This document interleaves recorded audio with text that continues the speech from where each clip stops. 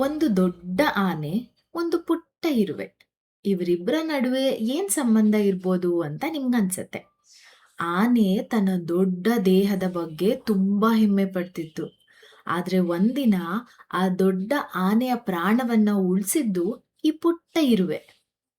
ಆ ದಿನ ಕಾಡಲ್ಲಿ ಏನಾಯ್ತು ಗೊತ್ತಾ? ಬನ್ನಿ, ಅಜ್ಜಿ ಹೇಳಿದ ಈ ಸುಂದರ ಕತೆಗಳನ್ನ ಕೇಳೋಣ. ನಮಸ್ಕಾರ. ಅಜ್ಜಿ ಹೇಳಿದ ಕತೆಗಳಿಗೆ ನಿಮ್ಮನ್ನ ಪ್ರೀತಿಯಿಂದ ಸ್ವಾಗತಿಸ್ತೇನೆ. ಬಾಲ್ಯದಲ್ಲಿ ಅಜ್ಜಿ ಪಕ್ಕದಲ್ಲಿ ಕುಳಿತು ಕತೆ ಹೇಳ್ತಿದ್ದ ಆ ಸಿಹಿ ನೆನಪುಗಳನ್ನ ಮತ್ತೊಮ್ಮೆ ನಿಮ್ಮ ಮುಂದೆ ತರೋ ಒಂದು ಪುಟ್ಟ ಪ್ರಯತ್ನ ಇದು. ಹಾಗಾದ್ರೆ ಕತೆಯನ್ನ ಶುರು ಮಾಡೋಣ. ಈ ಕತೆಯ ಹೆಸರು ಅಹಂಕಾರಿ ಆನೆ ಮತ್ತು ಪುಟ್ಟ ಇರುವೆ ಅಂತ. ಒಂದಾನೊಂದು ಕಾಲದಲ್ಲಿ ಒಂದು ಸುಂದರವಾದ ಕಾಡಿನಲ್ಲಿ ಗಜೇಂದ್ರ ಎಂಬ ದೊಡ್ಡ ಆನೆ ವಾಸ ಮಾಡ್ತಾ ಇತ್ತು. ಗಜೇಂದ್ರ ತುಂಬಾ ಬಲಶಾಲಿಯಾಗಿದ್ದ. ಅವನ ದೇಹ ದೊಡ್ಡದಾಗಿತ್ತು. ಅವನ ಸೊಂಡಿಲು ಉದ್ದವಾಗಿತ್ತು.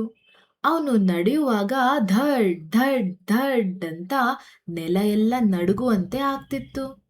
ಕಾಡಿನ ಪ್ರಾಣಿಗಳೆಲ್ಲ ಅವನನ್ನ ನೋಡಿ ಗೌರವದಿಂದ ದೂರ ಸರಿತಾ ಇದ್ವು. ಆದ್ರೆ ಗಜೇಂದ್ರನಿಗೆ ತನ್ನ ಶಕ್ತಿಯ ಬಗ್ಗೆ ಸ್ವಲ್ಪ ಹೆಚ್ಚು ಹೆಮ್ಮೆ ಇತ್ತು.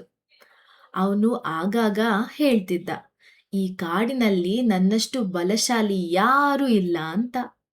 ಒಂದಿನ ಅವನು ಕಾಡಲ್ಲಿ ನಡೆಯುವಾಗ ಒಂದು ಚಿಕ್ಕ ಇರುವೆಗಳ ಸಾಲು ಅವನ ದಾರಿಯಲ್ಲಿ ಸಾಗ್ತಿತ್ತು. ಇರುವೆಗಳು ತಮ್ಮ ಆಹಾರವನ್ನ ಹೊತ್ಕೊಂಡು ಹೋಗ್ತಾ ಇದ್ವು. ಗಜೇಂದ್ರ ಅವುಗಳನ್ನ ನೋಡಿ ನಗ್ತಿದ್ದ. ಎಷ್ಟು ಚಿಕ್ಕ ಜೀವಿಗಳು, ನಿಮ್ಮನ್ನ ನೋಡಿದ್ರೆ ನನಗೆ ನಗು ಬರ್ತಿದೆ ಅಂತ. ನನ್ನ ಒಂದು ಹೆಜ್ಜೆಯಿಂದಲೇ ನಿಮ್ಮ ಇಡೀ ದಾರಿ ಮುಚ್ಚೋಗುತ್ತೆ ಅಂತ ಜೋರಾಗಿ ನಗ್ತಿದ್ದ. ಇರುವೆಗಳು ಏನೂ ಹೇಳಲಿಲ್ಲ. ಅವು ತಮ್ಮ ಕೆಲಸಗಳನ್ನ ಮಾಡಿಕೊಂಡು ಮುಂದೆ ಸಾಗ್ತಾ ಇದ್ವು. ಆದ್ರೆ ಒಂದು ಪುಟ್ಟ ಇರುವೆ ಮಾತ್ರ ಗಜೇಂದ್ರನ ಮಾತು ಕೇಳಿ ಅವನ ಕಡೆ ನೋಡ್ತು. ಅದರ ಹೆಸರು ಚಿನ್ನಿ. ಚಿನ್ನಿ ನಿಧಾನವಾಗಿ ಹೇಳ್ತು, ಗಜೇಂದ್ರ ಅಣ್ಣ, ದೊಡ್ಡವರಾಗಿರುವುದು ಒಳ್ಳೇದೆ, ಆದ್ರೆ ಚಿಕ್ಕವರನ್ನ ತುಚ್ಛವಾಗಿ ನೋಡಬಾರ್ದು. ಅದನ್ನ ಕೇಳಿದ ಗಜೇಂದ್ರ ಜೋರಾಗಿ ನಕ್ಕ.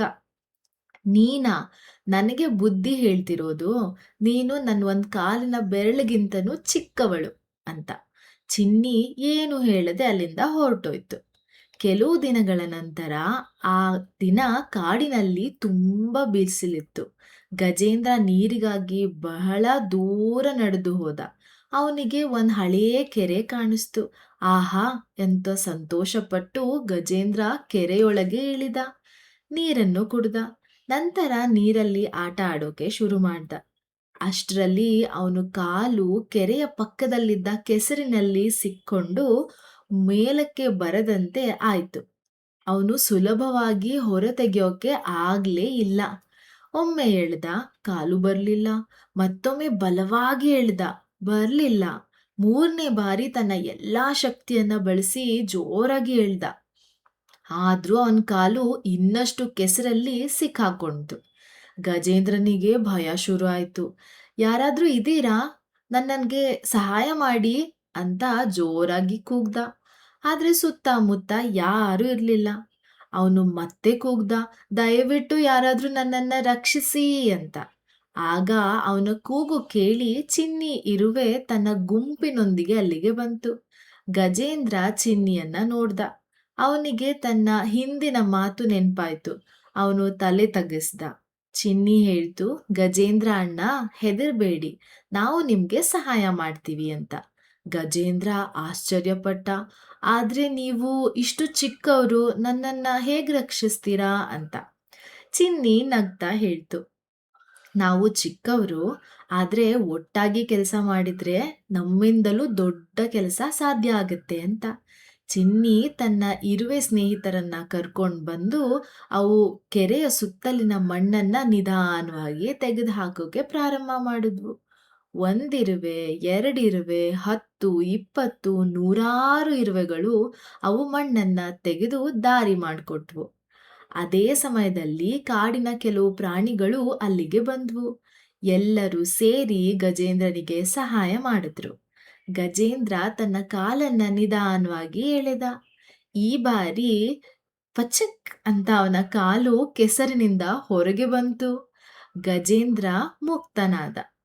ಅವನು ಬಹಳ ಸಂತೋಷಪಟ್ಟ. ಆದ್ರೆ ಅವನ ಮನ್ಸಲ್ಲಿ ಸಂತೋಷಕ್ಕಿಂತ ಹೆಚ್ಚಾಗಿ ಪಶ್ಚಾತ್ತಾಪ ಇತ್ತು. ಅವನು ಚಿನ್ನಿಯ ಮುಂದೆ ತಲೆ ಬಾಗಿ, ಚಿನ್ನಿ, ನಾನ್ ನಿನ್ನನ್ನ ಚಿಕ್ಕವಳೆಂದು ನಕ್ಬಿಟ್ಟಿದ್ದೆ. ಆದ್ರೆ ಇವತ್ತು ನನ್ನನ್ನ ರಕ್ಷಿಸಿದ್ದು ನೀನೆ ಅಂತ. ಚಿನ್ನಿ ನಗ್ತಾ ಹೇಳ್ತು, ಗಜೇಂದ್ರ ಅಣ್ಣ, ಯಾರು ಚಿಕ್ಕವರಲ್ಲ.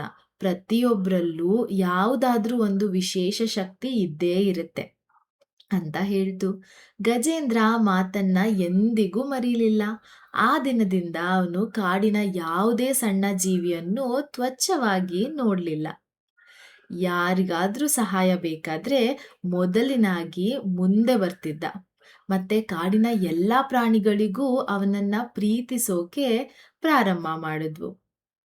ಈ ಕತೆ ಇಲ್ಲಿಗೆ ಮುಗಿಲಿಲ್ಲ. ಆ ದಿನ ಗಜೇಂದ್ರ ಒಂದು ದೊಡ್ಡ ಪಾಠವನ್ನ ಕಲ್ತ. ನಮ್ಮ ಗಾತ್ರ ನಮ್ಮ ಮೌಲ್ಯವನ್ನ ನಿರ್ಧರಿಸೋದಿಲ್ಲ ಅಂತ. ಕೆಲವೊಮ್ಮೆ ಒಂದು ಪುಟ್ಟ ಕೈ ಮಾಡುವ ಸಹಾಯ ದೊಡ್ಡ ಶಕ್ತಿಗೂ ಸಾಧ್ಯವಾಗದ ಕೆಲಸವನ್ನ ಮಾಡಬಹುದು. ಹಾಗಾಗಿ ನಮಗಿಂತ ಚಿಕ್ಕವರನ್ನ ಯಾವತ್ತೂ ಕಡಿಮೆ ಅಂತ ನೋಡಬಾರ್ದು. ಪ್ರತಿಯೊಬ್ಬರಲ್ಲೂ ಒಂದು ವಿಶೇಷತೆ ಇರುತ್ತೆ.